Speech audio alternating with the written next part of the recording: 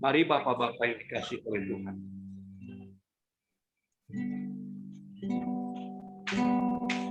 Bapa kau mendengar seruan hatiku, tak pernah kau lepaskan dari kasih-Mu. Lewat lembah gelap, Kau temani aku. Kau bekerja selalu untuk kebaikanku, mengalir kuasa dari tempat maha tinggi. Bapa kekal mulia, Kau hadir di sini. Oh, memulihkan hati, menyembuhkan yang terluka. Ku kan tenang bersama-Mu, Bapa.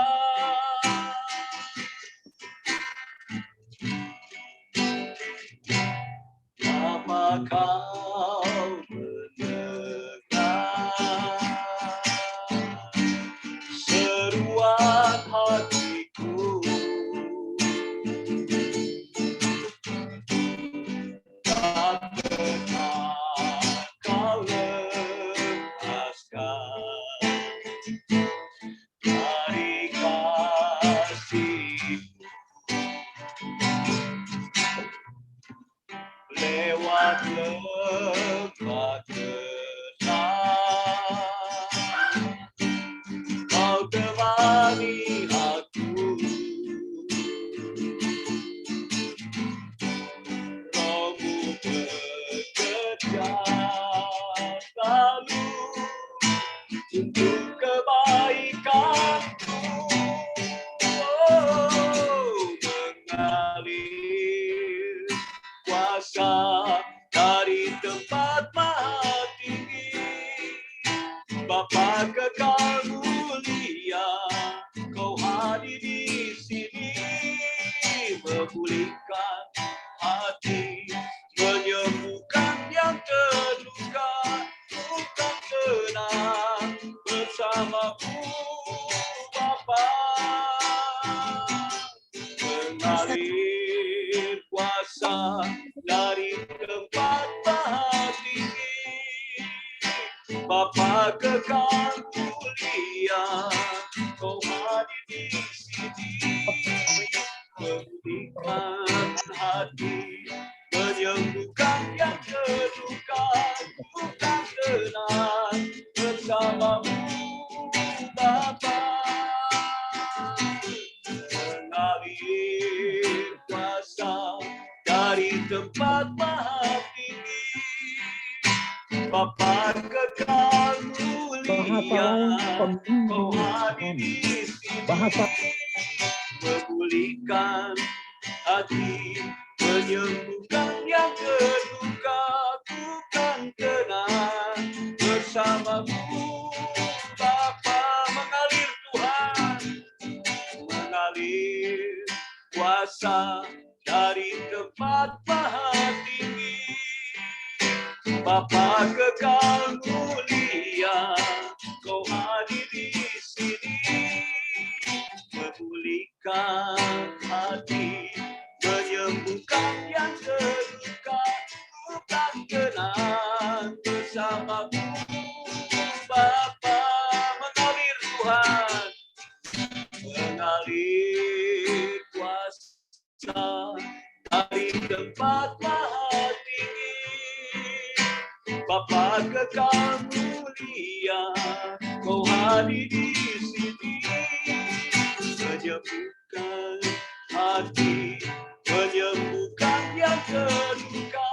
Ku kan tenang bersama-Mu, Bapa, ku kan tenang bersamamu Bapa, ku kan tenang bersamamu Bapa, ku kan tenang bersamamu Bapa. Mari sembah Tuhan. Haleluya. Haleluya Tuhan. Terima kasih Roh Kudus. Terima kasih mengalirlah kuasa dari tempat yang maha tinggi. Urapi kami Tuhan. Haleluya. Urapi Tuhan dengan kuasa-Mu Tuhan. Jamah setiap pribadi kami Tuhan malam hari ini. Roh Kudus jamah, haleluya. Mengalir Tuhan, mengalir.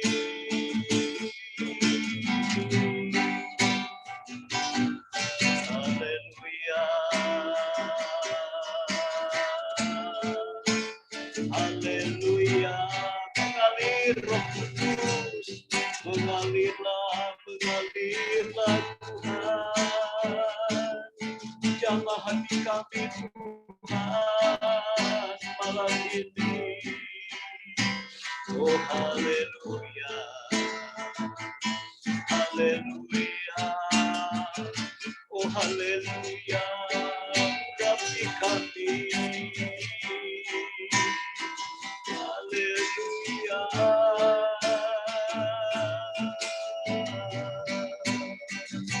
Terima kasih Tuhan buat kesempatan malam ini Tuhan. Kalau kembali kami ada Tuhan, semua anugerah Tuhan, kebaikan Tuhan, haleluya. Oh haleluya.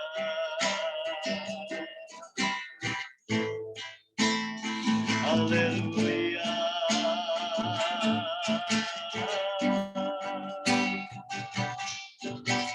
Haleluya. Haleluya. Pegang tangan kami Tuhan. Haleluya. Haleluya. Mengalirlah kuasa Roh-Mu. Mengalirlah Tuhan. Urapi kami Tuhan. Urapi. Urapi. Haleluya.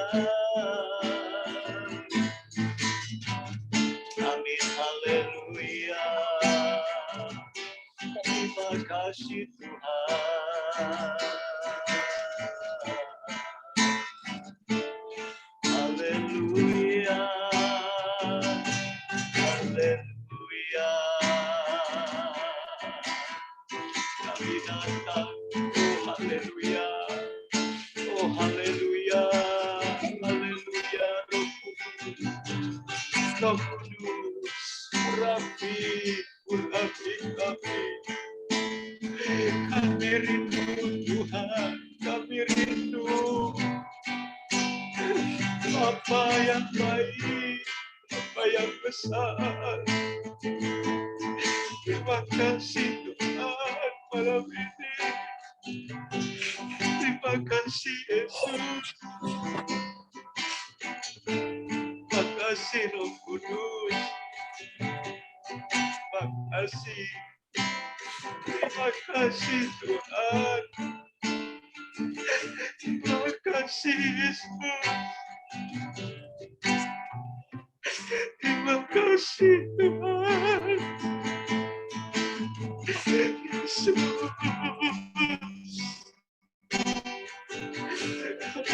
Kami datang menyembah-Mu Tuhan.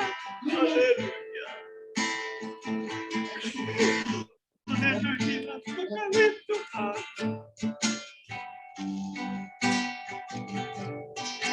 Mengalir Yesus. Mengalir Tuhan. mengalir Roh Kudus, jamah mengalir Tuhan, mengalir Yesus. Terima kasih Tuhan, terima kasih, terima kasih.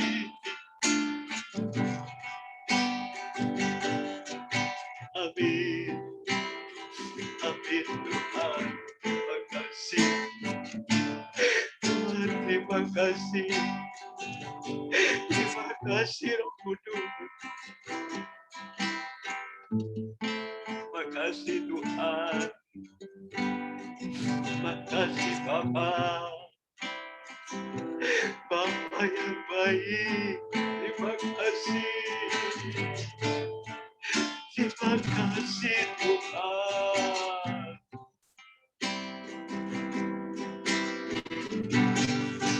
Mengalir kuasa dari tempat maha tinggi, Bapa kekal mulia, Kau hadir di sini, memulihkan hati, menyembuhkan yang terluka, ku kan kenal bersamamu. Bapa mengalir kuasa dari tempat maha tinggi, Bapa kekal mulia, Kau hadir di sini, memulihkan hati, menyembuhkan yang terluka, ku kan kenal bersamamu. Bapa sekali lagi mengalir kuasa dari tempat maha tinggi, Bapa kekal mulia, Kau hadir di sini, memulihkan hati, menyembuhkan yang terluka, ku kan kenal bersamamu. Bapa, oh, ku kan kenal bersamamu. Bapa, ku kan kenal bersamamu. Bapa. Makasih Tuhan. Makasih Bapa malam ini. Roh Kudus melawat kami. Kami percaya. Kami tenang bersama Tuhan. Tuhan, sirami hati kami dengan Roh-Mu. Sirami dengan firman-Mu malam hari ini. Urapi hamba-Mu, Bapak Pendeta Daniel Atirta, dengan urapan Roh-Mu. Kami mau sambut firman Tuhan. Hanya di dalam nama Tuhan Yesus Kristus. Haleluya. Amin. Saya serahkan kepada Bro Andreas. Terima kasih Pak Bapak Cornelius untuk pujiannya yang memberkati kita hari ini. Kita juga boleh dikuatkan lewat puji-pujian, lewat penyembahan. Dan kita akan melanjutkan acara kita. Kita mau mendengarkan renungan firman Tuhan yang akan dibagikan oleh Bapak Pendeta Daniel Atirta dengan tema membedakan roh. Saya persilahkan Bapak Daniel.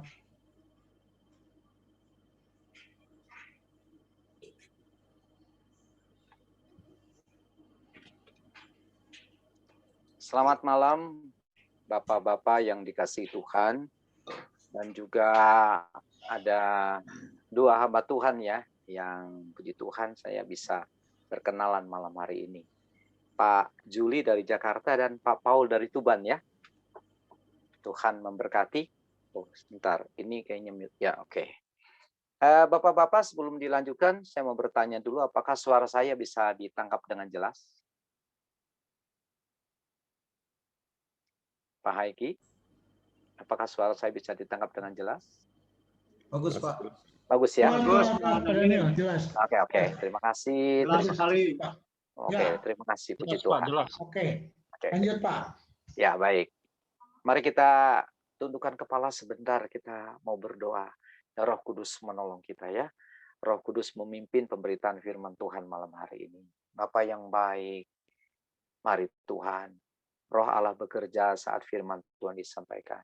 Urapan yang khusus kiranya hamba-Mu mohon Tuhan berikan kepada hamba, juga berikan hikmat dari Tuhan untuk hamba-Mu dapat paparkan firman-Mu sehingga menjadi jelas dan dapat dimengerti oleh semua kami, dan biarlah Tuhan kami makin mengerti maksud firman Tuhan, dan dengan demikian juga kami makin mengasihi Tuhan, makin takut akan Tuhan, dan makin dekat kepada Tuhan. Terpujilah Tuhan. Di dalam nama Tuhan Yesus Kristus kami telah berdoa. Mari bersama-sama kita katakan amin. Puji Tuhan. Sebelum dilanjutkan, pertama-tama saya ucapkan terima kasih kepada Bapak Haiki ya, yang sudah memberikan kesempatan untuk saya sampaikan firman Tuhan melalui Zoom ini. Saya baru pertama kali ya melayani di kaum pria melalui Zoom ini. Tapi baiklah, walaupun kita tidak bertemu di satu tempat, tapi rasanya hangat sekali ya. Ada kasih di antara kita, ya karena Roh Kudus telah mempersatukan kita. Puji Tuhan. Mari kita buka Alkitab kita. Sesuai dengan tema yang diberikan kepada saya, membedakan roh. Kita lihat di dalam 1 Korintus 12 ayat 10. 1 Korintus pasal 12 ayat 10. Ya. Mari mohon salah seorang Bapak, Pak Haiki atau siapa saja bisa menolong saya membacakan ayat ini. Dipersilakan. Oke, 1 Korintus 12 ayat yang ke-10, demikian firman Tuhan, kepada yang seorang Roh memberikan kuasa untuk mengadakan mujizat, dan kepada yang lain Ia memberikan karunia untuk bernubuat, dan kepada yang lain lagi Ia memberikan karunia untuk membedakan bermacam-macam roh, kepada yang berkata bermacam-macam roh. Kepada yang seorang Ia memberikan karunia untuk berkata-kata dengan bahasa roh, dan kepada yang lain Ia memberikan karunia untuk menafsirkan bahasa roh itu. Ya, amin. Amin. Bapak-bapak yang dikasihi Tuhan, kita baru saja mengadakan doa 10 hari ya. Untuk apa? Mencari kepenuhan Roh Kudus. Kenapa kita mesti berdoa 10 hari? Karena Tuhan suruh kita agar kita dipenuhi oleh Roh Kudus. Saya ulangi, agar kita semua dipenuhi oleh Roh Kudus. Kenapa kita harus dipenuhi Roh Kudus, saudara sekalian? Karena Tuhan tahu kita tidak mampu berjalan sendiri. Kita tidak sanggup hidup berkenan kepada Tuhan dengan kekuatan kita sendiri. Itu sebabnya kita perlu kuasa yang dari tempat tinggi untuk memampukan kita hidup berkenan kepada Tuhan. Haleluya. Yesus sendiri penuh dengan Roh Kudus. Kemudian rasul-rasul penuh dengan Roh Kudus. Masa kita tidak penuh dengan Roh Kudus? Hanya sayang, banyak gereja Tuhan di akhir zaman ini tidak menekankan kepenuhan Roh Kudus. Tapi saya bersyukur GPPS menekankan kepenuhan Roh Kudus ya. Oh, haleluya, puji Tuhan. Ini sangat penting. Sangat penting, saudara sekalian. Haleluya. Dan apa yang terjadi kalau kita dipenuhi Roh Kudus, saudara sekalian? Ada 2 hal yang Roh Kudus akan kerjakan di dalam kita. Kalau kita dipenuhi oleh Roh Kudus. Yang pertama, Roh Kudus akan memunculkan buah roh. Jelas dong, orang yang penuh Roh Kudus itu ada buktinya. Apa buktinya? Lihat dari buahnya. Yang kedua, orang yang sudah dipenuhi Roh Kudus, pasti Tuhan berikan karunia-karunia Roh Kudus. Sekali lagi, orang yang dipenuhi Roh Kudus, Tuhan berikan 2 hal. Yang pertama adalah orang itu akan ditolong Roh Kudus untuk bisa memunculkan buah roh. Dan yang kedua, kepada orang itu Tuhan akan memberikan karunia-karunia roh. Sekarang timbul pertanyaan, untuk apa buah roh? Buah roh itu adalah untuk memuliakan Tuhan dalam perilaku kita atau dalam perbuatan kita. Karena buah roh itu adalah kasih, sukacita, damai sejahtera, kebaikan, penguasaan diri, dan sebagainya. Ada 9 macam. Buahnya satu. Buah roh itu satu. Yang 9 itu apa? Rasanya, saudara sekalian. Jadi artinya hidup kita bisa dirasakan orang lain benar dan baik. Kasih kita bisa dirasakan orang lain. Sukacita kita bisa dilihat orang lain. Perbuatan-perbuatan kita yang baik dan benar bisa dirasakan orang lain. Itu namanya buah roh. Dengan demikian, kita sudah mempermuliakan Tuhan lewat perbuatan kita. Orang melihat kita, saudara-saudara, bukan melihat kita lagi, tapi melihat Kristus di dalam kita, lewat perilaku kita. Makanya Tuhan Yesus berkata, hendaklah terangmu bercahaya di depan orang. Sehingga orang melihat perbuatanmu yang baik, lalu memuliakan Bapa di sorga. Jadi saudara-saudara, inilah pentingnya Roh Kudus memenuhkan kita, supaya oleh perbuatan kita, orang memuliakan Bapa di sorga. Sayang, banyak orang Kristen ini jadi batu sandungan ya. Tapi dengan kuat kuasa Roh Kudus, kita dijadikan terang. Karena ada buah roh yang muncul, ada perbuatan-perbuatan yang baik dan benar yang muncul dalam hidup kita. Orang melihat kita, mereka melihat Kristus, dan mereka mempermuliakan Allah. Jadi saudara-saudara, mari kita buat orang lain mempermuliakan Allah dengan perbuatan-perbuatan baik kita. Dan itu hanya muncul, dan itu hanya mungkin, hanya bisa kalau kita dipenuhi oleh Roh Kudus. Haleluya. Lalu kalau buah roh untuk apa? Karunia roh untuk apa, saudara sekalian? Karunia roh adalah untuk melayani Tuhan. Ada 9 macam karunia yang utama. Karunia roh itu banyak. Lebih dari 9. Tapi yang utama itu 9, saudara sekalian. Nah, Roh Kudus memberikan karunia roh kepada kita. Maksudnya untuk kita melayani Tuhan. Dan dengan kita melayani Tuhan itu, kita mempermuliakan Tuhan. Mempermuliakan Tuhan dalam pelayanan. Jadi dengan demikian, saudara-saudara, kalau kita dipenuhi Roh Kudus, perbuatan kita dan pelayanan kita jalan sama-sama. Haleluya. Perbuatan kita baik, perbuatan kita benar, itu sebabnya saudara-saudara, pelayanan kita juga akan mempermuliakan Tuhan.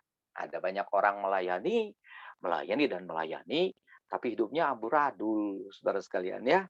Jangan sampai kita seperti itu. Ada banyak orang aktif di gereja, tapi mempermalukan Tuhan.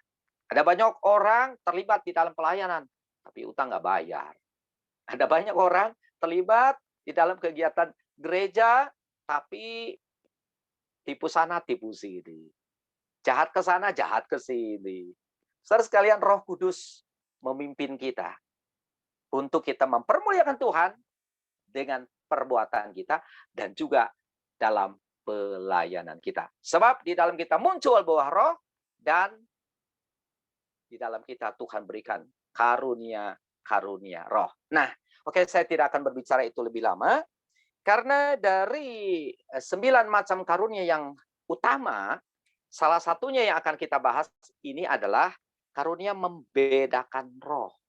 Nah, karunia membedakan roh.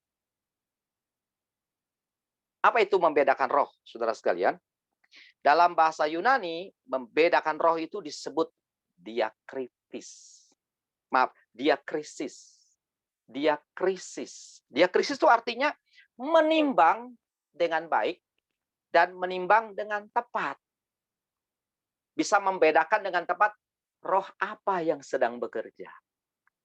Roh apa yang sedang terjadi. Begitu sekalian. Dan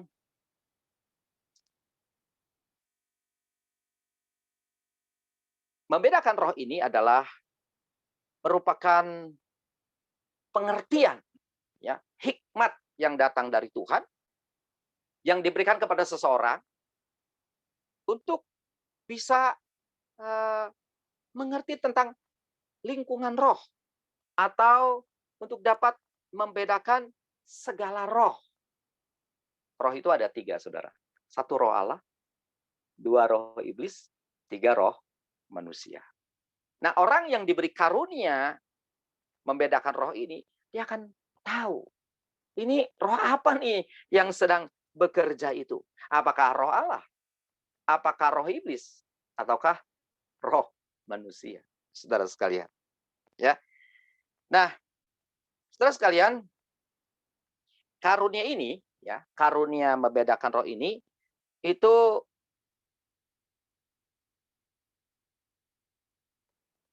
dapat mengetahui maksud dan tujuan serta rencana dari roh-roh yang bekerja itu. Nah, orang yang diberi karunia membedakan roh ini, saudara sekalian, dipakai Tuhan untuk menolong orang untuk mendapatkan kelepasan. Kelepasan khususnya kalau ia dikuasai oleh roh-roh jahat tentunya, saudara sekalian. Nah, karena itu biasanya orang-orang yang melayani, apa ya, istilah kalau zaman sekarang itu pelepasan ya. Nah, itu biasanya orang-orang tersebut tuh diberi karunia untuk membedakan roh. Jadi orang itu diberi hikmat oleh Tuhan untuk mengetahui roh yang sedang bekerja dalam seseorang yang membuat dia tersesat. Yang membuat dia hidupnya jadi ngaco. Ya. Yang membuat dia berontak terhadap Tuhan. Saudara sekalian, ini saya mau bersaksi tentang seorang teman saya, saudara. Seorang hamba Tuhan. Dia rupanya diberi karunia untuk membedakan roh ini, saudara-saudara. Bapak-bapak, sekali waktu dia berkunjung kepada seseorang. Ya, dia masuk ke rumah orang tersebut. Lalu dia diam sebentar. Kemudian dia berkata, "Pak, saya merasakan Bapak ada pegang jimat-jimat." Wah, yang punya rumah kaget. Loh, kok Bapak tahu? Ya, ini Tuhan kok kasih tahu sama saya. Coba dicek benar apa tidak. Ternyata benar, saudara-saudara. Boleh dikeluarkan jimatnya? Singkat cerita, dikeluarkanlah jimat-jimat itu. Lalu rekan saya ini, saudara-saudara, dia bertanya, "Pak, apakah hanya sebegini jimatnya? Tidak ada yang lain?" Kemudian yang punya rumah itu berkata, "Ya, hanya sebegini." Lalu rekan saya hamba Tuhan berkata, "Tidak, Pak. Masih ada jimat yang lain. Bapak harus keluarkan kalau Bapak mau ditolong Tuhan." Wah, saudara, Bapak ini ketakutan. Mengapa? Karena benar masih ada, saudara. "Bapak jangan bohong," kata rekan saya ini. "Roh Kudus tahu semuanya." Maka saudara-saudara, dikeluarkanlah jimat-jimat yang lain. Ternyata banyak sekali jimatnya, saudara-saudara. Dan didoakanlah si yang punya rumah ini, ya, dan dibimbing untuk bisa lepas dari ikatan kuasa-kuasa kegelapan. Nah, itu contoh, saudara sekalian. Kalau seseorang diberi karunia untuk membedakan roh, kira-kira seperti itu. Ya. Kenapa dia bisa tahu? Apakah dia orang sakti? Bukan. Mana ada manusia yang sakti? Tidak ada. Rekan saya ini hamba Tuhan biasa, manusia biasa, saudara sekalian. Ya, sama seperti kita, tetapi dia diberi karunia untuk membedakan roh. Tapi kalau dia berkhotbah biasa saja, saudara-saudara. Ya. Rupanya karunia yang Tuhan beri bukan di khotbah, tetapi dalam membedakan roh. Dan akhirnya, saudara-saudara, rekan saya ini memang dipakai Tuhan untuk mendoakan orang-orang yang dicengkram kuasa-kuasa kegelapan. Dan banyak orang dilepaskan dari kuasa kegelapan lewat pelayanan rekan saya ini, saudara-saudara. Saya jujur kagum kepada rekan saya ini. Ya, itulah, saudara-saudara, kasih karunia Tuhan untuk dia. Dan tidak semua orang mendapatkan karunia membedakan roh. Nah, barangkali ada di antara bapak-bapak saat ini yang juga memiliki karunia ini. Saudara, pakailah karunia itu untuk melayani Tuhan. Karena karunia roh itu tujuannya adalah harus dipakai memuliakan Tuhan dalam pelayanan. Sehingga banyak orang-orang dilepaskan dari ikatan kuasa kegelapan. Orang-orang dibebaskan dari cengkeraman iblis dan mereka diselamatkan. Nah, dengan demikian Tuhan Yesus dipermuliakan lewat pelayanannya. Jadi sekali lagi, kalau ada di antara bapak-bapak yang punya karunia ini, pakailah. Pakailah untuk kemuliaan nama Tuhan dalam pelayanan saudara-saudara. Jadi setiap orang, saudara-saudara, yang dipenuhkan dengan Roh Kudus pasti mendapatkan karunia roh. Minimal satu. Siapa tahu karunia yang Tuhan beri kepada saudara adalah ini, membedakan roh. Saudara bisa tahu, ini roh Allah, atau roh iblis, atau roh manusia. Mungkin saya tidak tahu, tapi saudara tahu. Karena saudara diberi karunia. Karunia itu ada pada saudara, bukan pada saya. Gereja Tuhan ya harus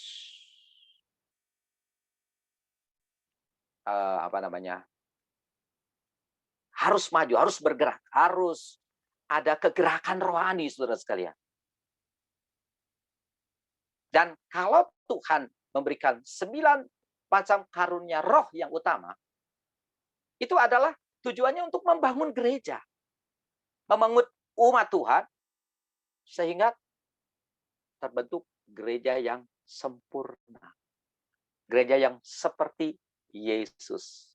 Jadi kalau nanti Tuhan Yesus datang kali yang kedua, gereja itu diangkat dan ketemu Yesus di udara dan bahkan hidup kekal selama-lamanya. Puji Tuhan. Nah, saudara-saudara, seringkali ya di gereja-gereja, di persekutuan-persekutuan, ada orang-orang yang seringkali mengaku, oh saya dapat penglihatan. Saya dapat penglihatan, saya dapat penglihatan ini dan itu, saudara-saudara.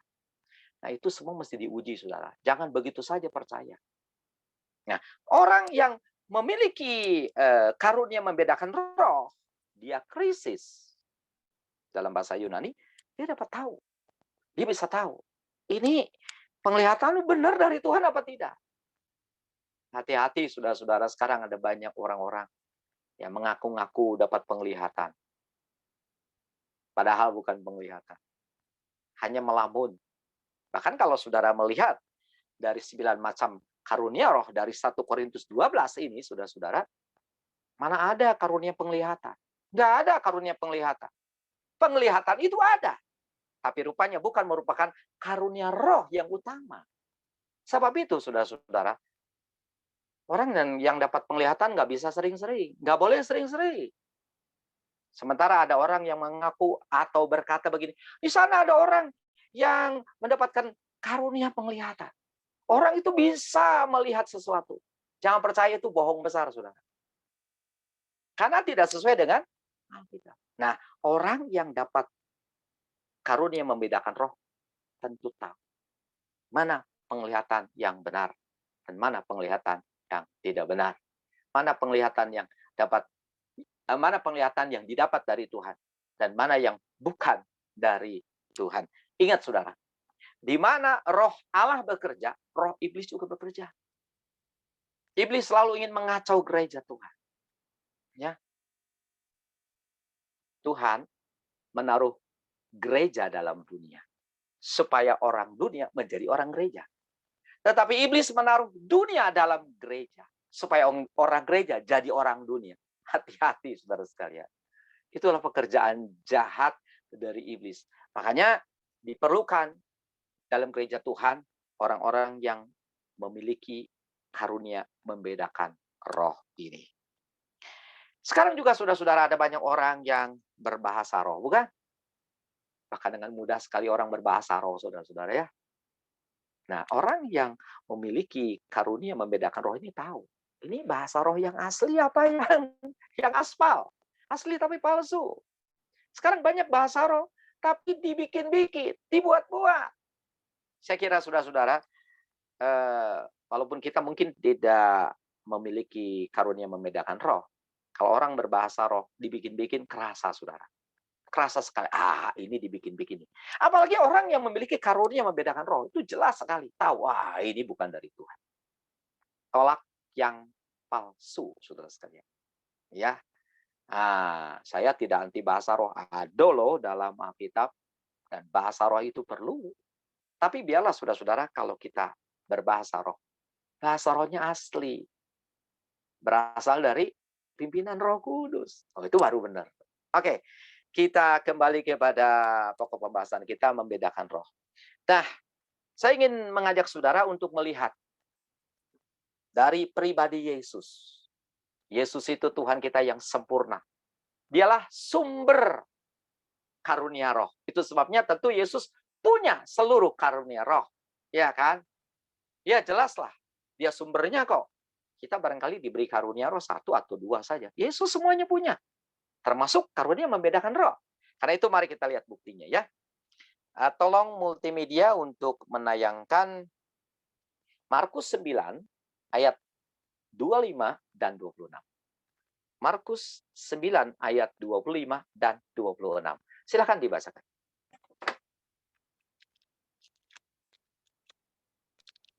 Markus 9 ayat 25 dan 26. Demikian firman Tuhan.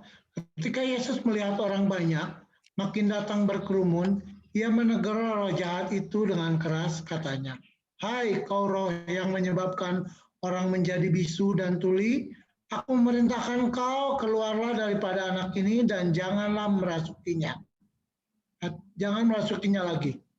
Ayat 26, lalu keluarlah roh itu sambil berteriak dan menggoncang-goncang anak itu dengan hebatnya. Anak itu kelihatan seperti orang mati, sehingga banyak orang yang berkata, "Ia sudah mati." Amin. Nah, di sini saudara-saudara, Tuhan Yesus mengusir roh. Roh apa, saudara? Lihat di ayat 25. Mengusir roh jahat yang menyebabkan orang menjadi bisu dan tuli. Tidak semua bisu tuli itu karena roh jahat. Tetapi ada roh jahat yang menjadikan orang bisu dan tuli. Nah, Tuhan Yesus mengetahui, oh ini orang bisu tuli karena ada roh jahat. Maka itu roh jahat itu ditengking, diusir keluar. Dan begitu roh jahatnya keluar, orang itu sembuh, saudara sekalian. Bisa mengerti Bapak Ibu ya? Nah, demikian juga kalau kita diberi karunia membedakan roh, itu Roh Kudus kasih tahu kepada kita. Kalau ada seorang yang sakit karena sakit biasa, kalau ada orang sakit karena mungkin tidak jaga kesehatan, dengan orang sakit karena dirasuk roh, itu Roh Kudus kasih tahu kepada orang tersebut.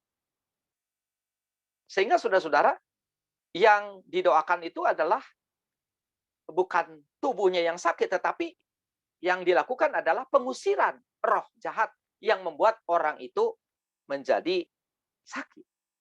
Bisa mengerti Bapak Ibu ya? Bapak-bapak ya. Nah, inilah karunia roh, membedakan roh yang ada pada Yesus. Contohnya, saudara-saudara, karunia membedakan roh itu ya seperti ini yang Yesus lakukan. Oke ya, supaya tidak terlalu panjang, kita lihat lagi contoh yang lain. Lukas 13 ayat 16. Mohon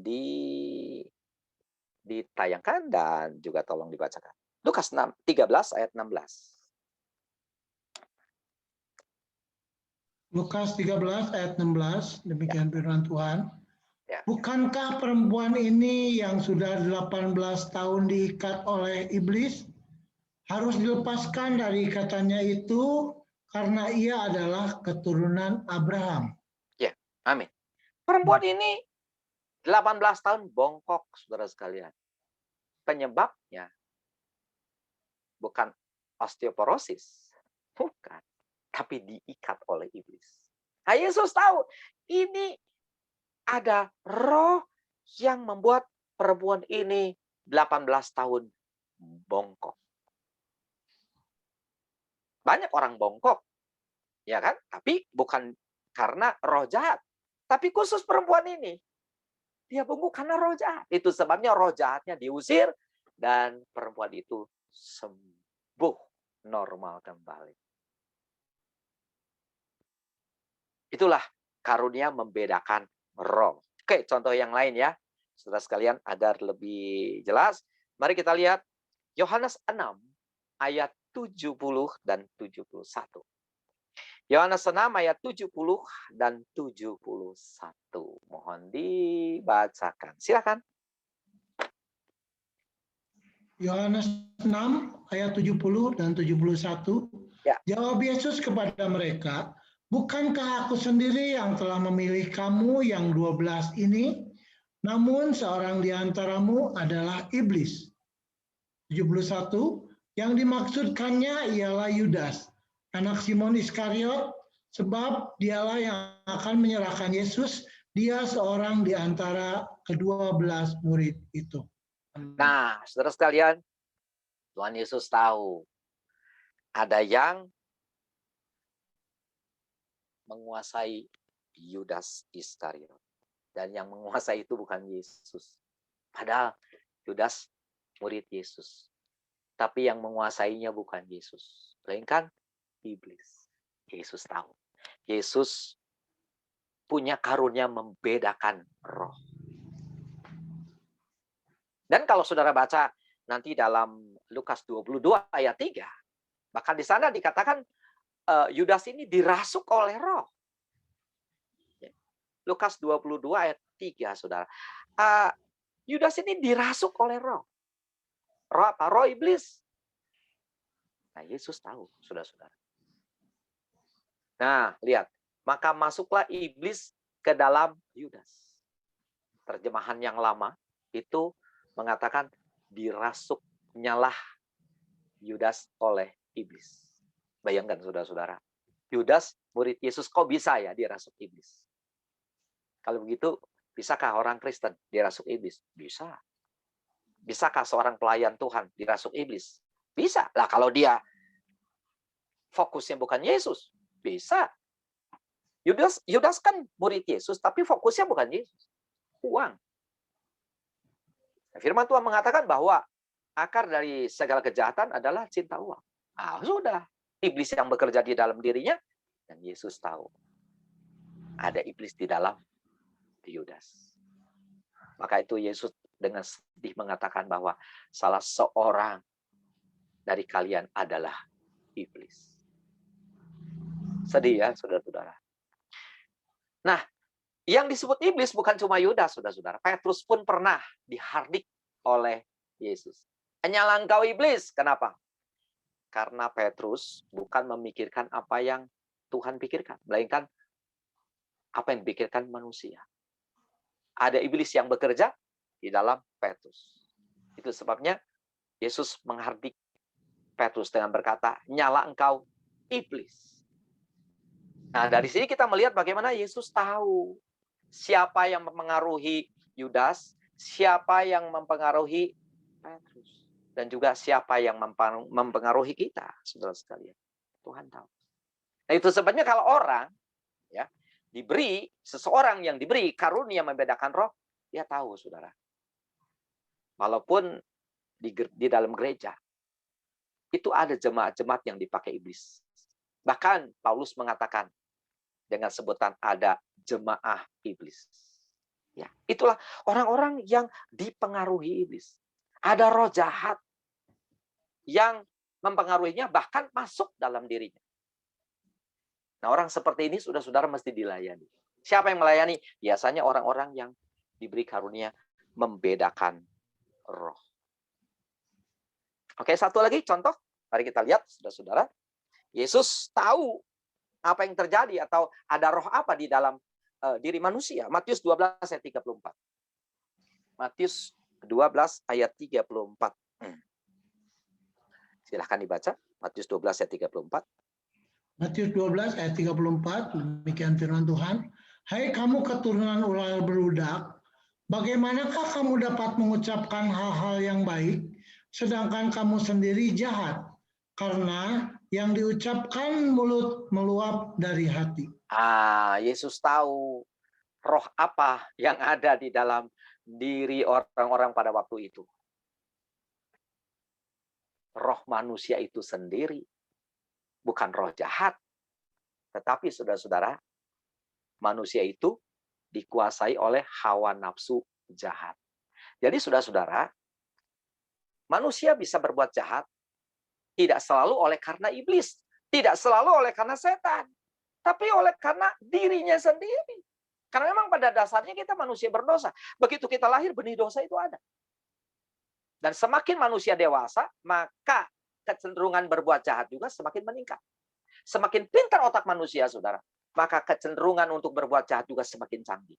Makanya jangan kaget, saudara-saudara. Kejahatan meningkat. Dan kualitasnya juga meningkat. Kecanggihannya juga meningkat. Kenapa? Karena memang di dalamnya sudah ada. Sudah apa? Sudah ada apa? Sudah ada benih jahat. Sudah ada benih jahat. Dan itu semakin dikembangkan, semakin dikembangkan, semakin dikembangkan. Bahkan seringkali dikompori iblis. Nah, sudah. Jadilah kejahatan itu. Dan Tuhan Yesus tahu, saudara-saudara, orang-orang pada waktu itu hatinya seperti apa. Yesus tentu saja punya karunia membedakan roh. Nah, saudara, kalau kita pun, kalau ada di antara bapak-bapak yang diberi karunia membedakan roh, Roh Kudus bisa beritahu kepada saudara, kalau ada orang-orang yang berniat jahat dalam gereja Tuhan. Ada orang-orang yang berniat untuk memporak-porandakan pekerjaan Tuhan. Ingat saudara-saudara, di dalam gereja tidak semua jemaat Tuhan. Ada kalanya jadi jemaah iblis. Iblis mengirim jemaah itu untuk merusak pekerjaan Tuhan. Nah, makanya diperlukan saudara-saudara orang-orang yang memiliki karunia ini untuk mendoakan mereka supaya terjadi pertobatan dan menyelamatkan pekerjaan Tuhan. Oke, sekarang ayat-ayat yang terakhir itu karunia roh yang ada pada Yesus, karunia membedakan roh yang ada pada Yesus. Sekarang karunia membedakan roh yang ada pada murid-murid atau pada rasul-rasul. Yuk kita lihat ayat-ayat terakhir. Kisah para Rasul pasal yang ke-8 ayat 6 sampai 13, tapi tolong dibacakan saja, nanti kalau saya katakan berhenti cukup sampai situ saja ya. Mari. Ya. Kisah Rasul 8 ayat 6 sampai 13 silakan. Kisah Rasul 8 ayat 6 sampai 13, demikian firman Tuhan. Ketika orang banyak itu mendengar pemberitaan Filipus dan melihat tanda-tanda yang diadakannya, mereka semua dengan bulat hati menerima apa yang diberitakannya itu. Ayat yang ke-7, sebab dari banyak orang yang kerasukan roh jahat, keluarlah roh-roh itu sambil berseru dengan suara keras, dan banyak juga orang lumpuh dan orang timpang yang disembuhkan. Ayat yang ke-8, maka sangatlah besar sukacita dalam kota itu. Seorang yang bernama Simon telah sejak dahulu melakukan sihir di kota itu dan menakjubkan rakyat Samaria, serta berlagak seolah-olah ia seorang yang sangat penting. Ayat yang 10, semua orang besar kecil mengikuti dia dan berkata, orang ini adalah kuasa Allah yang terkenal sebagai kuasa besar. Ayat yang 11, dan mereka mengikutinya karena sudah lama ia menakjubkan mereka oleh perbuatan sihirnya. 12, tetapi sekarang mereka percaya kepada Filipus yang memberitakan Injil tentang kerajaan Allah dan tentang nama Yesus Kristus, dan mereka memberi diri mereka dibaptis, baik laki-laki maupun perempuan. Ya, stop sampai di situ. Ya, terima kasih. Nah, saudara sekalian, di sini kita melihat bagaimana Filipus tahu roh apa yang ada pada Simon. Ya, Filipus tahu roh apa yang ada pada Simon. Sekalipun Simon itu seolah-olah membesarkan hamba-hamba Tuhan, Filipus dan teman-teman. Walaupun Simon itu berkata, inilah hamba-hamba Tuhan yang diurapi Tuhan. Tapi Filipus tahu ini bukan dari Tuhan. Sebab itu Filipus dan kawan-kawan menengking Simon. Dan keluarlah roh jahat dari Simon. Sehingga Simon pun bertobat dan dilepaskan dari cengkeraman kuasa kegelapan. Nah, di sini kita melihat bagaimana Filipus memiliki karunia membedakan roh. Puji Tuhan. Oke, sekarang satu lagi ya. Mari kita lihat. Kisah para Rasul 16, ayat 16 sampai 18. Kisah para Rasul 16, ayat 16 sampai 18. Silakan. Kisah 16, ayat 16 sampai 18. Pada suatu kali ketika kami pergi ke tempat sembahyang itu, kami bertemu dengan seorang hamba perempuan yang mempunyai roh tenung. Dengan tenungan-tenungannya, tuan-tuannya memperoleh penghasilan besar. Ayat yang ke-17. Ia mengikuti Paulus dan kami dari belakang sambil berseru, katanya, orang-orang ini adalah hamba Allah yang maha tinggi. Mereka memberitakan kepadamu jalan kepada keselamatan. Ayat yang ke-18. Hal itu dilakukannya beberapa hari lamanya. Tetapi ketika Paulus tidak tahan lagi akan gangguan itu, ia berpaling dan berkata pada roh itu, demi nama Yesus Kristus, aku menyuruh engkau keluar dari perempuan ini. Seketika itu juga keluarlah roh itu. Amin. Nah, kita melihat di sini bagaimana saudara-saudara Paulus diberi karunia untuk membedakan roh. Bahwa ini roh yang mengikutinya, atau seorang perempuan yang saat itu ada ya mengikuti Paulus, itu bukanlah maksud saya dia adalah seorang hamba perempuan yang mempunyai roh tenung. Orang tidak tahu kalau di dalam seorang perempuan ini ada roh tenung, tapi Paulus tahu. Itu sebabnya saudara-saudara, sekalipun si perempuan ini memuji-muji Paulus nggak tahan. Langsung ditengking itu roh jahat, dan roh jahat itu keluar.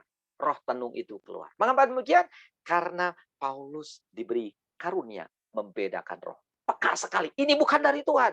Itu sebabnya harus diusir. Ayat terakhir, saudara sekalian. Mari kita lihat. Kisah Para Rasul 13, ayat 8 sampai 11. Ya, ini ayat terakhir. Mari kita lihat. Kisah Para Rasul 13, ayat 8 sampai 11. Kisah 8.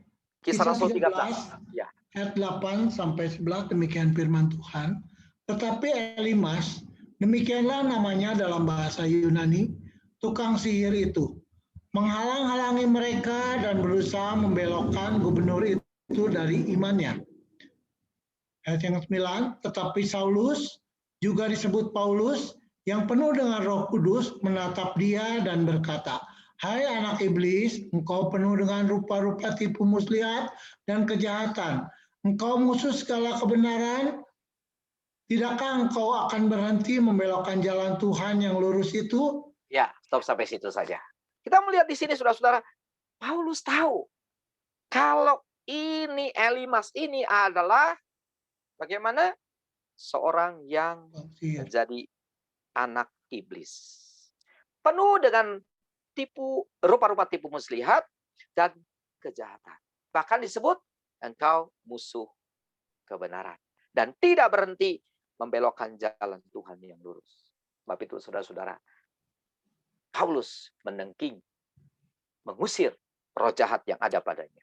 Nah, saudara-saudara, jadi kalau begitu kita menarik kesimpulan bagaimana Paulus di sini Tuhan berikan karunia untuk membedakan roh sehingga dia tahu bahwa ini bukan dari Tuhan. Oke ya, karena waktu juga sudah cukup ya, saudara sekalian. Maka sampai di sini renungan kita atau firman Tuhan yang saya sampaikan kiranya menjadi berkat bagi saudara sekalian. Dan saya berharap dan mari kita saling mendoakan supaya kita selalu penuh dengan Roh Kudus dan biarlah di dalam kita timbul dua hal. Buah Roh Kudus untuk memuliakan Tuhan dalam perbuatan, dan biarlah kita memiliki karunia Roh Kudus untuk memuliakan Tuhan dalam pelayanan. Dan salah satu karunia roh yang Tuhan berikan itu adalah membedakan roh. Tuhan memberkati, dan saya kembalikan kepada Pak Haiki. Pak Andreas. Silakan. Ya, makasih. Ya, terima kasih banyak Bapak Pendeta Daniel Atirta buat berkat firman Tuhannya yang memberkati kita hari ini, memberikan wawasan baru juga tentang membedakan roh, dan kita mulai belajar untuk lebih dalam lagi dan mencari kepenuhan Roh Kudus sehingga karya Roh Kudus semakin melimpah buat hidup kita. Amin.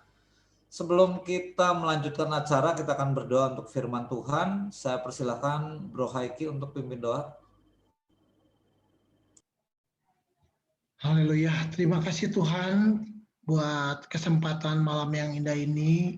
Kami percaya ini bukan suatu kebetulan, ini adalah anugerah yang Tuhan masih berikan buat kami untuk kami bisa ada seperti malam hari ini, bisa mengadakan Zoom Minar Tuhan, atau Zoom AMC Tuhan malam hari ini.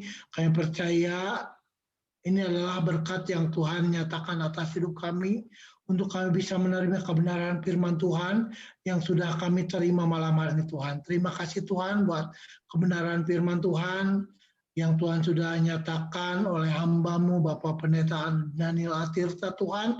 Biarlah Tuhan terus memakai Bapak Pendeta Daniel Atirta lebih hari lebih heran Tuhan untuk kemuliaan nama Tuhan. Terima kasih Tuhan. Sebentar kami akan melanjutkan acara Zoom ini Tuhan. Biarlah Tuhan akan selalu menyertai kami semua. Tuhan akan selalu mengurapi kami semua untuk kami semua bisa lebih mengerti lagi tentang kebenaran firman Tuhan yang Tuhan nyatakan atas hidup kami semua. Terima kasih Tuhan. Mengucapkan syukur buat berkat-Mu malam hari ini. Dalam nama Yesus. Haleluya. Amin. Terima kasih Bro Eki. Ibadah kita hari ini kita record dan akan ditayangkan lewat YouTube channel AMC Bandung. Jadi teman-teman yang mau bersharing dengan teman-teman yang nggak sempat ikutan ibadah kita hari ini atau ingin mengingat kembali apa yang kita dengarkan lewat firman Tuhan, bisa membuka YouTube channel kita AMC Bandung. Akan diupload 1 hari kemudian. Kemudian untuk sebentar mungkin Bapak Pendeta Daniel Atirta berkenan untuk kita mungkin sedikit tanya jawab, Pak. Dia juga mati lampu. Pak Daniel, boleh ya Pak ya? Mungkin ada teman-teman masih ada yang mau bertanya tentang materi kita hari ini. Iya, boleh. Siapa? Sambil menunggu pertanyaan, teman-teman yang mau bertanya bisa lewat kolom chatting atau bisa bicara langsung. Kita akan mendengarkan satu pujian untuk jedanya ya, sama-sama hati puji. Tanganku Roh Kudus setiap hari, ku tak dapat jalan sendiri tanpa Roh-Mu.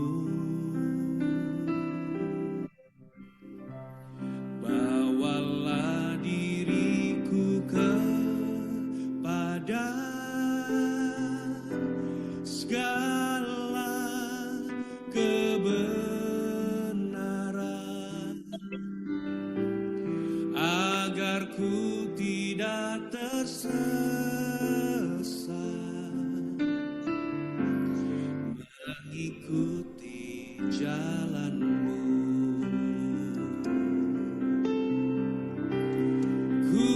Kudus, kudus Tuhan, kudus nama-Mu.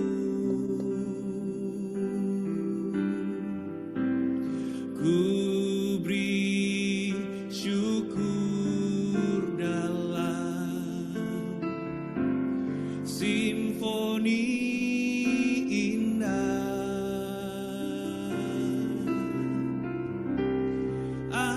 Ajaib, ajaib Tuhan, ajaib nama-Mu. Nama yang beri menang, Yesus namanya. Bersama-sama peganglah tanganku Roh Kudus setiap hari, ku tak dapat jalan sendiri tanpa Roh-Mu.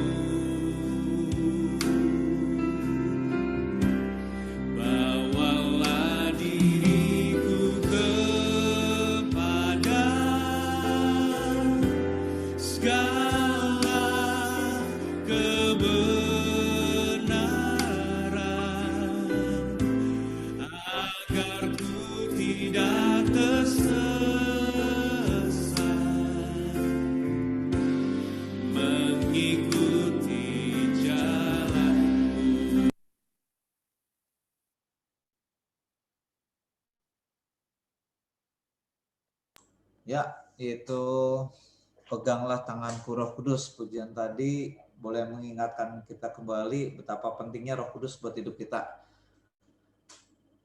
Silakan rekan-rekan pria AMC, kalau ada pertanyaan boleh disampaikan. Pak Daniel Atirta akan membantu kita untuk memberikan jawaban atau hal-hal yang belum jelas. Shalom, Bro. Ya, shalom, Bro. Ya, shalom. Shalom, selamat malam Pak Daniel. Selamat malam. Terima kasih nih firman Tuhannya telah mencerahkan ya. Kita kan kemarin tuh udah doa kepenuhan Roh Kudus ya. Kita meminta diri kita tuh dipenuhi dengan Roh Kudus ya. Dan Roh Kudus tuh identik dengan Roh Allah ya Pak Daniel ya. Betul. Nah, sekarang ini ketika kita menerima Roh Kudus, apakah Roh Kudus itu bisa keluar masuk gitu Pak Daniel? Bisa keluar masuk atau bagaimana? Atau diam di dalam ketika kita bersekutu dengan Roh Kudus, Roh kita tuh bersekutu dengan Roh Allah. Apakah Roh Kudus itu bisa keluar masuk melalui kita atau bagaimana? Yuk. Oke. Ya. Kita lihat ayatnya ya. Ya. Yohanes 14.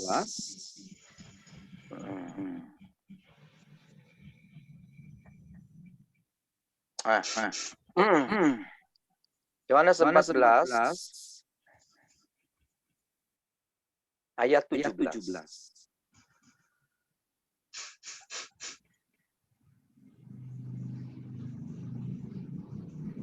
Baca, Pak.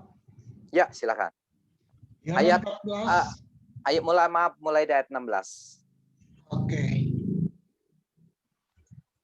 Yohanes 14 ayat 16 dan 17, demikian firman Tuhan. Aku akan minta kepada Bapa dan ia akan memberikan kepadamu seorang penolong yang lain, supaya ia menyertai kamu selama-lamanya. Nah, 17, terus yaitu Roh kebenaran.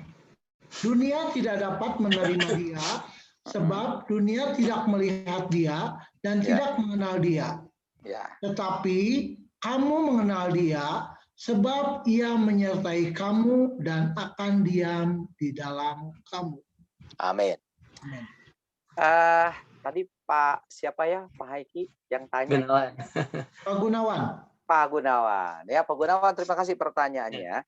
Nah, berdasarkan ayat ini, ya, ayat 16, Yohanes 14, Tuhan Yesus minta kepada Bapa, kemudian minta apa? Minta penolong yang lain, yaitu Roh Kudus, supaya apa? Ia menyertai kamu selama-lamanya. Terus di ayat 17-nya, ia menyertai kamu dan akan diam di dalam kamu. Dengan catatan, kita tinggal di dalam Yesus. Selama kita di dalam Yesus, Roh Kudus tak akan pernah meninggalkan kita. Tapi kalau kita murtad, kita tidak percaya lagi kepada Yesus, kita tinggalkan Yesus, ya seperti ada tokoh-tokoh yang zaman sekarang ini yang nyebrang, padahal dulunya anak Tuhan. Mohon maaf, tentu saja Roh Kudus sudah meninggalkan dia pula. Tapi tolong dibedakan dengan perjanjian lama. Kalau perjanjian lama itu bedanya Roh Kudus itu datang atau hinggap sewaktu-waktu. Ya, dia bisa pergi kembali, tapi dibutuhkan dia datang kembali. Karena itu Daud pernah berkata, jangan ambil rohmu daripada aku. Karena memang Roh Kudus bisa diambil. Kalau sekarang kita tidak relevan lagi berdoa seperti itu. Kenapa? Karena Yesus sudah berkata bahwa Roh Kudus itu akan tinggal di dalam kita, menyertai kita untuk selama-lamanya. Inilah berita bagus bagi kita. Selama kita di dalam Yesus, Roh Kudus tak akan pernah meninggalkan kita. Begitu Pak Gunawan. Jadi tidak keluar masuk. Selama kita di dalam Yesus ya. Ya. Makasih Pak Daniel. Tapi bagaimana nih kalau misalkan kita dengan mendukakan Roh Kudus, apa Roh Kudus itu bisa keluar juga gitu? Mendukakan Roh Kudus itu gimana gitu ya? Ya. Mendukakan Roh Kudus itu Roh Kudus berduka. Roh Kudus sakit hati, tapi dia tetap di dalam kita. Dia tidak meninggalkan kita. Gitu loh. Ya. Seperti itu. Ya. Kita bisa mendukacitakan, kita bisa menyakiti, menyedihkan, nggak bisa. Tapi Roh Kudusnya baik, dia tetap di dalam kita. Kecuali kita tidak percaya lagi kepada Tuhan Yesus. Nah, gitu. Ya. Ya, amin. Terima kasih Pak Daniel untuk penjelasan. Sama-sama. Terima kasih, Tuhan berkati. Amin. Terima kasih Pak Gunawan. Terima kasih, Bro. Terima kasih sama-sama, Bro Andreas. Silakan ada yang lain. Oh, Pak Daniel mungkin tambahin dikit, Pak. Kan tadi mendukakan Roh Kudus. Kalau menghujat Roh Kudus, Pak Daniel. Kalau menghujat Roh Kudus itu tidak bisa diampuni. Kenapa? Karena menghujat Roh Kudus itu artinya begini. Meninggalkan Yesus, tidak percaya lagi kepada Yesus sampai mati. Sampai mati. Kalau belum mati lalu bertobat, itu masih bisa diampuni. Dan itu namanya bukan menghujat Roh Kudus. Tapi namanya menghujat Roh Kudus itu meninggalkan Tuhan, meninggalkan Yesus sampai nafas terakhir masih nggak percaya. Saya punya rekan hamba Tuhan, ini rekan hamba Tuhan, dipakai Tuhan, dia sudah memberitakan Injil kemana-mana. Aduh, sayang sekali. Apa yang terjadi? Dia tinggalkan Tuhan, dia tidak percaya kepada Tuhan, dia sekarang nyebrang, lalu dia menjelek-jelekan Yesus, saya tidak usah sebutkan di sini, dia menjelek-jelekan Yesus, lalu didoakan oleh hamba-hamba Tuhan, nggak mau. Ditelepon, diajak, dibujuk untuk kembali kepada Tuhan, dikasih tahu jangan sampai meninggalkan Tuhan karena keselamatan hanya di dalam Yesus, nggak mau. Sampai akhirnya Tuhan sentil dia dengan stroke, masih juga nggak mau. Tuhan pukul dia dengan penyakit yang hebat, masih juga nggak mau. Sampai mati, dia nggak mau percaya lagi kepada Tuhan. Nah, ini namanya menghujat Roh Kudus. Itu sebabnya Yesus berkata, kalau menghujat Roh Kudus, nggak ada ampun. Jadi, selama orang itu tidak sampai mati, tapi keburu bertobat, itu belum disebut menghujat Roh Kudus. Tapi kalau sampai mati, dia tetap kekeh istilahnya, tidak mau percaya Tuhan Yesus lagi, nah itu namanya menghujat Roh Kudus.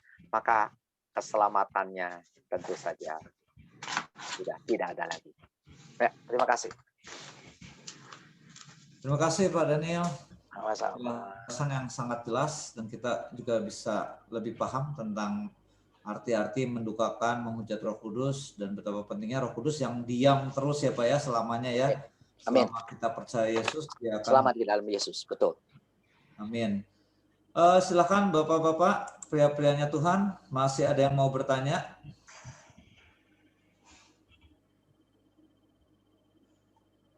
Ayo, mumpung kesempatan, tidak akan diulang. Pak Beno biasanya. Pak Beno sudah live. Tadi mau menjemput anak katanya. Oh iya. Oke, Pak Daniel, saya pernah ikut satu persekutuan doa, Pak. Jadi itu anak-anak muda. Waktu itu setelah doa biasanya suka ada doa kepenuhan Roh Kudus. Sebenarnya bukan doa kepenuhan Roh Kudus. Jadi ada rupa-rupa karunia yang akan dimanifestasi. Nah, salah satunya membedakan roh. Waktu itu ada yang bilang, wah ini si A kamu dihinggapi roh kalajengking dan segala macam gitu Pak.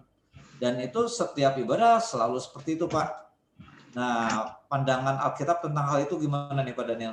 Ya, terima kasih Pak. Pak siapa Pak? Andreas. Pak Andreas. Pak Andreas. Ini maaf ya, yang namanya persekutuan apalagi anak-anak muda, ya kan? Kita tidak mengecilkan arti anak-anak muda, tidak. Mereka juga banyak kok yang dipakai Tuhan, luar biasa ya. Tapi kalau ada acara kepenuhan Roh Kudus, lalu yang melayani itu anak-anak muda seperti itu saya khawatir. Kenapa? Tidak ada yang mengontrol, tidak ada yang mengawasi. Nah itu sebabnya maaf, ini seringkali terjadi kesesatan tuh terjadi di sana, gitu loh. Dan mereka pikir, maksud saya begini, seringkali mereka mendengar teman-teman di sebelah kiri kanan itu mereka mendapatkan penglihatan atau bahasa roh ya. Nah, yang mereka pikir itu asli dari Tuhan. Padahal itu belum tentu asli dari Tuhan. Nah, itu sebabnya menurut saya gitu ya, menurut saya yang namanya pencurahan Roh Kudus, kebaktian, kepenuhan Roh Kudus, biarlah itu lebih aman di gereja. Karena diawasi oleh gembala jemaat, apalagi GPPS ya, hamba-hamba Tuhannya adalah hamba-hamba Tuhan yang istilahnya mengalami kepenuhan Roh Kudus seperti apa, itu akan lebih aman. Itu akan lebih terjaga dari yang namanya kesesatan. Sebab yang namanya anak muda ya seringkali terjadi mereka menganggap itu adalah pekerjaan Roh Kudus padahal bukan Roh Kudus. Nah, ini yang seringkali terjadi. Ya. Makanya saya pernah mendengar ya, anak-anak muda berkata begini. Ini maaf nih, jadi ngeroh istilahnya. Ya. Ngerti ya Bapak-bapak ya? Ngeroh dengan dipimpin Roh Kudus itu beda, saudara sekalian. Gitu. Ada yang sampai ngobrol pun ngomongnya gini, aku disuruh Roh Kudus ke rumah kamu. Terus kalau ngomong yang lain, hari ini aku disuruh ke pasar sama Roh Kudus. Coba pikir, sampai ke pasar pun disuruh Roh Kudus. Apa benar? Saya pikir, ke pasar mah nggak usah disuruh Roh Kudus. Kalau Pak sayur habis mah harus ke pasar. Tanpa disuruh oleh Roh Kudus. Iya kan? Kalau mau main ke rumah teman main aja kalau ada perlunya. Kenapa mesti disuruh Roh Kudus? Dan ada banyak lagi saudara-saudara hal-hal yang boleh dibilang ngeroh gitu ya. Nah, saya melihat bahwa di rumah kamu ada kelelawar. Saya melihat bahwa di atas kepala kamu ada kalajengking. Itu banyak sekali seperti itu. Nah, kita mesti tahu yang namanya penglihatan atau nubuat itu tidak menakutkan, tapi membangun, tapi menguatkan. Saya pernah mendengar orang bernubuat, kalimatnya cuma begini. Aku ada besertamu. Aku ada besertamu. Kuatkanlah hatimu. Selesai. Nggak banyak-banyak gitu loh. Ya. Sedangkan orang yang mendapatkan nubuat seperti itu, dia pulang jadi takut. Aduh, di atas saya ada kalajengking, ada kelelawar dan sebagainya. Ingat, roh Allah itu bukan roh yang menakutkan, tetapi roh yang menguatkan. Itu sebabnya hati-hati ikut doa pencurahan Roh Kudus di persekutuan yang maaf hamba Tuhannya nggak jelas dari gereja mana. Ini penting nih, penting. Makanya hamba Tuhan itu menurut saya harus berorganisasi, harus jelas dari mana sinodenya. Sementara sekarang banyak hamba Tuhan tidak bergereja loh Bapak Ibu. Tapi ngeroh. Dan anehnya pengikutnya cukup banyak yang begini. Dan akhirnya terjadilah kesesatan-kesesatan. Makanya jangan kaget ada pengajaran apa coba? Orang mati diinjili. Kenapa bisa begitu? Karena hamba Tuhannya nggak entah dari mana. Nggak jelas gerejanya dari mana. Pengajarannya seperti apa nggak jelas. Gitu loh. Makanya penting hamba Tuhan itu harus berorganisasi. Gitu. Itu ya Pak Haiki ya. Silakan. Saya boleh bertanya Pak Andreas? Oh ya, silakan Pak Diki. Jangan ke saya Pak, kepada Pak. Takutnya nggak ada waktu lagi, masih ada ya? Banyak silakan. Pak Daniel, selamat malam Pak Daniel. Selamat malam Pak Diki, sehat? Puji Tuhan Pak Daniel. Iya. Asik. Ini Pak, mudah-mudahan pertanyaan saya enggak ngegosip, memang ada di medsos ya, lagi ramai sekali. Ya. Saya juga buka ini di sebelah saya handphone. Sekarang ini kan kalau yang lihat medsos ada Pastor Andi Simon ya, mungkin Pak Daniel tahu ya. Ya, betul. Dia lagi ngetrend sekali, viral sekali, bahkan Kapolda setempat pun hadir gitu. Ya, mendukung ya. Itu kan jadi berkat Pak ya, kalau tadi buah rohnya itu berkat. Betul. Nah, kemudian tempur tuh dengan pendeta-pendeta yang lain. Ya. Ada pendeta Berton, pendeta siapa, bahkan ada beberapa 3 pendeta besar juga berkata pesan Roh Kudus buat Pak Andi Simon. Waduh, luar biasa ini. Satu, hentikan pelayanan itu atau Tuhan yang segera akan menghentikannya. Jadi ini bermain soal suara Roh Kudus gitu. Ya. Dua-duanya sama-sama pendeta, dua-duanya punya juga pengikut yang banyak. Ya. Saya cuma minta pandangan Pak Daniel begitu. Oke. Nggak apa-apa ya Pak ya. Benar salah kan tetap selamat di dalam Yesus ya Pak ya. Ya Pak Daniel. Pak Diki, terima kasih untuk pertanyaannya. Ya, Tuhan bisa memakai orang. dengan berbagai macam cara, Pak Diki. Kita jangan langsung ngejudge bahwa itu adalah bukan dari Tuhan. Iya. Kita lihat buahnya. Banyak orang yang disembuhkan. Orang lumpuh seketika sembuh. Itu kalau bukan Tuhan nggak bisa tuh. Mana bisa? Nggak bisa. Jadi kalau menurut saya, Pak Andi Simon itu memang dia dipakai Tuhan dalam bidang itu. Sungguh. Dan gini, kita berdoa saja. Kalau memang itu bukan dari Tuhan, nanti akan nyata. Akan kelihatan kalau bukan dari Tuhan. Dan saya percaya Pak Andi Simon ini adalah orang yang diurapi Tuhan. Dan Tuhan khusus pakainya seperti itu, unik gitu loh. Dipukul-pukul gitu. Ya, betul. Nah, kita jangan ikut-ikutan. Itu karunia-Nya Tuhan buat dia. Kalau saya mendoakan orang, Bro Haiki suka ikut-ikutan mukul. nah kalau misalnya saya ngedoain orang sakit, niru Pak Andi, mungkin saya bisa ditampar orang yang sakit. Kamu pukul-pukul saya. Kenapa? Itu bukan pakaian saya, Pak Diki. Itu pakaiannya Pak Andi Simon gitu kan. Kita jangan langsung ngejudge bahwa itu adalah sesat atau tidak benar. Lihat buahnya. Yang dia sampaikan adalah Yesus loh. Betul. Nama Yesus. Gitu loh. Sampai orang-orang yang bukan Betul. anak Tuhan pun, yang di luar Tuhan pun mengalami kesembuhan. Ya biarin dong, siapa tahu dengan cara itu dia bisa terima Yesus. Kan firman Tuhan sudah mengatakan bahwa di akhir zaman ini kegerakan Roh Kudus itu akan luar biasa. Nah, saya pikir salah satunya adalah Pak Andi Simon ini. Iya. Dia dipakai Tuhan. Kalau saya sih, saya memandangnya positif, Pak Diki. Siap. Dipakai Tuhan untuk menyatakan kuasa Tuhan Yesus. Kita harus ingat, Tuhan memakai umatnya tuh berbeda-beda. Pak Diki dipakai Tuhan dalam pemberitaan Injil kemana-mana. Pak Haiki dipakai Tuhan dalam bidang apa? Ya kan? Masing-masing. Nah, Pak Andi Simon dipakai Tuhan dalam hal itu. Ya kan? Dan jangan salah, satu lagi siapa? Pak Paul Chang. Nah, Paul Chang. Itu saya perhatikan sudah, Pak Diki ya. Saya perhatikan omongannya itu benar. Dia tuh hanya mengatakan Nabi ke-26 itu hanya trik rupanya. Supaya diperhatikan. Iya, tapi dia bukan sesat. Dan apa yang dia omongkan itu saya setuju dia benar. Menurut saya seperti itu. Begitu ya Pak Diki ya. Betul. Ininya pendapat-pendapatnya tuh benar gitu. Bukan bukan sesat, tidak. Cuman itu triknya dia aja supaya diperhatikan begitu. Dan gayanya aja kasar kalau bicara. Gayanya kasar. Tapi sebetulnya kalau saya melihat ada kebenaran yang dia sampaikan. Walaupun caranya seperti itu, Pak. Kalau menurut saya, ya. Gitu Pak Diki. Yang positif ya, Pak ya. Ya, yang positif. Terima kasih Pak Daniel. Sama-sama Pak Diki. Cukup, Bro. Cukup, Anda. Ya, terima kasih Pak Daniel. Kayaknya akan banyak pertanyaan lagi, Pak. Tapi sesinya hampir habis waktunya, Pak.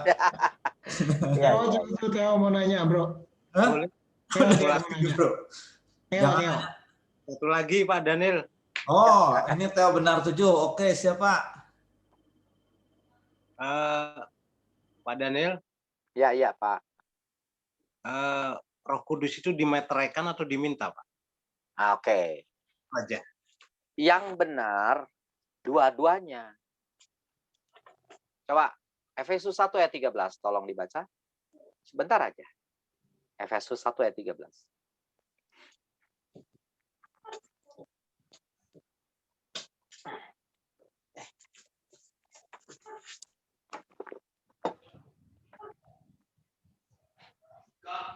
Efesus 1 ayat 13. Efesus 1 ayat yang ke-13. Ya. Demikian firman Tuhan. Ya. Di dalam Dia kamu juga, karena kamu telah mendengar firman kebenaran, yaitu Injil keselamatanmu. Ya. Di dalam Dia kamu juga, ketika kamu percaya, dimateraikan dengan Roh Kudus yang dijanjikannya itu. Ya, stop sampai situ. Terima kasih. Lihat, di dalam Dia, ketika kamu percaya, ketika kita percaya Tuhan Yesus, ketika kita terima Yesus sebagai Tuhan dan Juru Selamat, langsung kita dimeteraikan dengan Roh Kudus.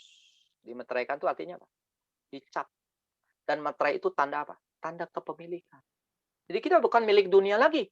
Apalagi milik iblis. Tidak. Sekarang kita milik Tuhan. Capnya Roh Kudus. Ya.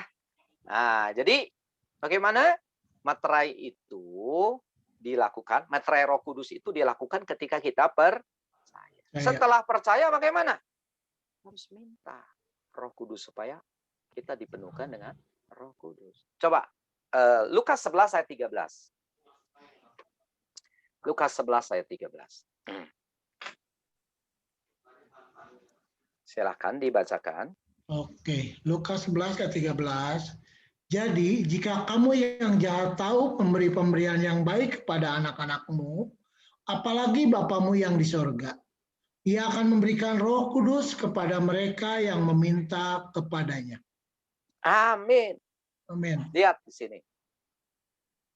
Ia akan memberikan Roh Kudus kepada mereka yang meminta kepadanya. Ini siapa nih yang meminta? Siapa yang meminta? Orang-orang yang sudah terima Tuhan Yesus, orang-orang yang di dalam Yesus. Kita disuruh minta oleh Tuhan Yesus. Sementara banyak hamba-hamba Tuhan yang berkata, Roh Kudus mah nggak usah diminta-minta lagi, orang udah ada di sini. Kalau hamba-hamba Tuhan bicara seperti itu, mereka mengambil dari Efesus 1 ayat 13 tadi. Benar nggak Roh Kudus sudah di dalam kita? Benar. Ketika kita percaya. Tapi maaf, itu sifatnya baru materai. Belum penuh. Kalau penuh itu lain lagi, satu proses lagi. Nanti coba baca di Kisah Rasul pasal yang ke-8 ya. Bentar. Kisah Rasul pasal yang ke-8, sebentar. Nah, coba ayat 14. Kisah Rasul pasal 8 ayat 14. Kisah 8 ayat 14. Ya. Ketika rasul-rasul di Yerusalem mendengar bahwa tanah Samaria telah menerima firman Allah, mereka mengutus Petrus dan Yohanes ke situ. Stop sampai situ. Coba saya mau bertanya. Kalau orang Samaria telah menerima firman Allah, itu artinya udah terima Yesus belum? Sudah. Sudah ya. Nah, kalau orang udah terima Yesus, udah dimaterai Roh Kudus belum? Sudah. Jadi Roh Kudus sudah ada belum? Sudah. Tapi sifatnya materai. Betul? Betul?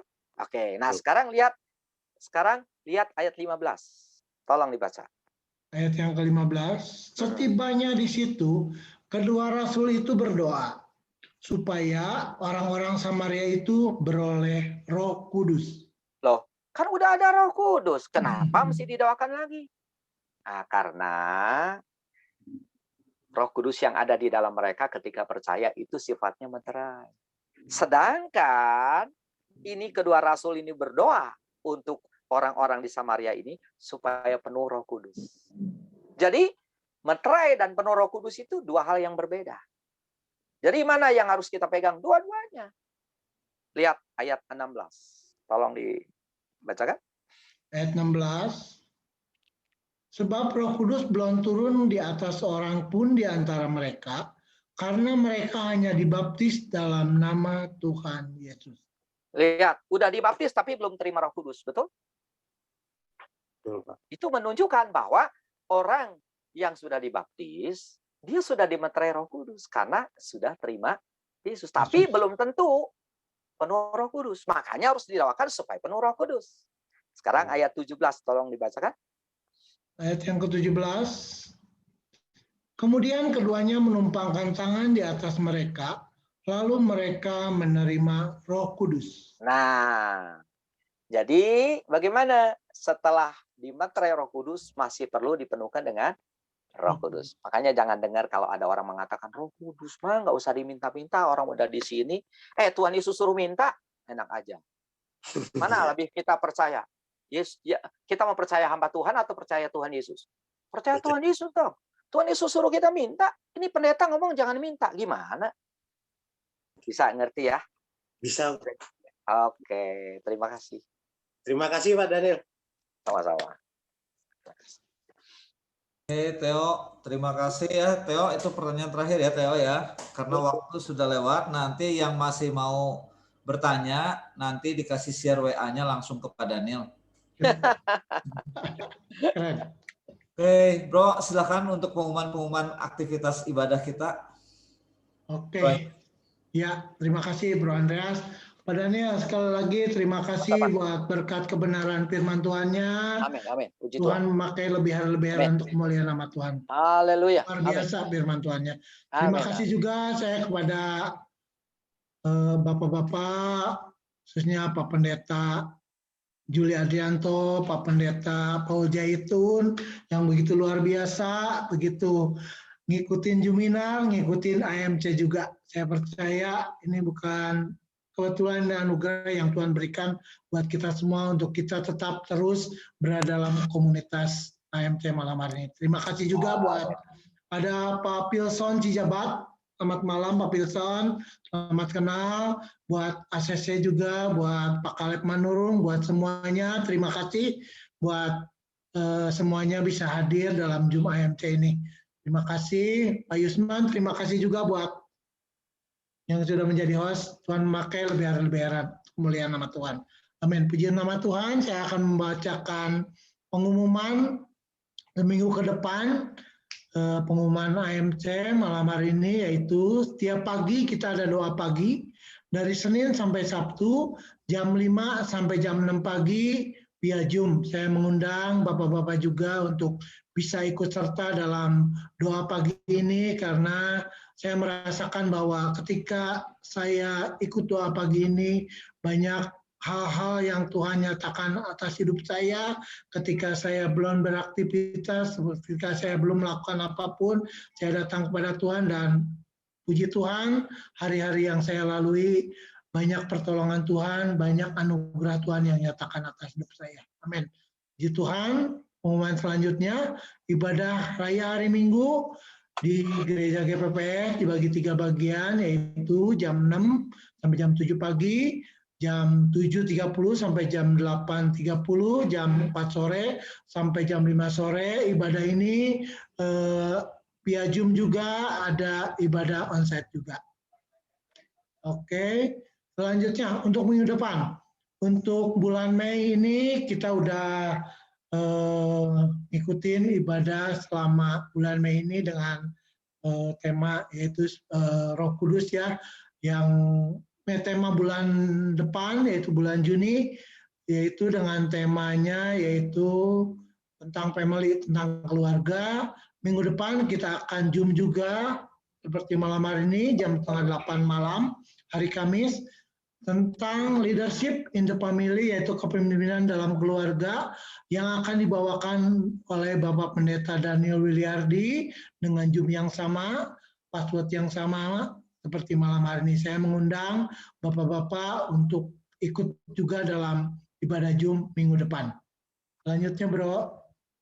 Oke, selanjutnya persembahan atau kolekte untuk ibadah AMC ini bisa melalui rekening. Untuk persembahan kolekte AMC, nomor rekeningnya 67651755503 Bank BCA atas nama Bapak Mulyawan Setia Utama. Saya juga berharap supaya Bapak-Bapak ikut berpartisipasi dalam persembahan ini untuk kelancaran ibadah AMC. Amin. Puji Tuhan. Ada lagi, Bro? Nggak ada ya? Iya, Bro. Udah, Bro Andreas, silakan.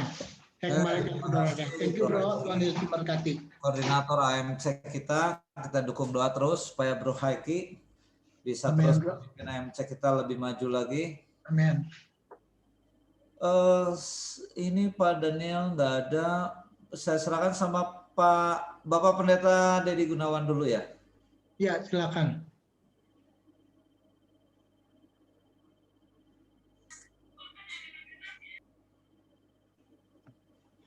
Ya, selamat sore Bapak-Bapak, selamat malam Bapak-Bapak semuanya. Terima kasih buat pelayanan hamba Tuhan Bapak Pendeta Daniel Atita yang sudah memberkati kita dalam ibadah AMC ini. Dan saya minta maaf tadi karena harus ikut Juminar. Ya, Tuhan memberkati kita tetap maju, kita tetap semangat, kita percaya bahwa Roh Kudus yang Tuhan janjikan akan memenuhi kita dan kita akan diberikan juga karunia-karunia oleh Tuhan, dan yang terpenting adalah kita buah-buah roh ya, sehingga itu yang karakter kita di dalam Tuhan. Tuhan memberkati kita semuanya.